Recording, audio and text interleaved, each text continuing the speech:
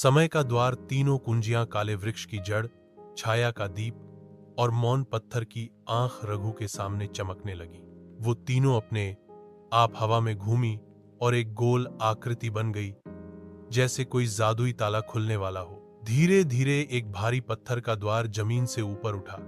उस पर लिखा था, जिसने बूंद को समझ लिया वो अब समय को बदल सकता है या मिटा सकता है।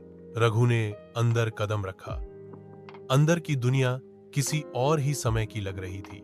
आसमान में तैरती नीली लकीरें, जमीन पर अजनबी घास और हवा में गूंजती आवाजें, जैसे वक्त खुद सांस ले रहा हो।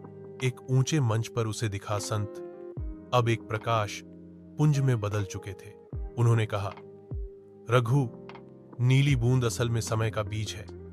हर 100 साल में एक बार ये जागती है और जिसे वो चुनती है वही तय करता है अतीत को लौटाना है या भविष्य को बनाना है।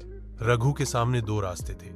अतीत में लौटकर सब कुछ ठीक करना, मां की बीमारी, गांव की तंगी, अपना बचपन, या भविष्य में एक नई दुनिया बनाना जहां वो दूसरों के लिए राह दिखाने वाला बन सके।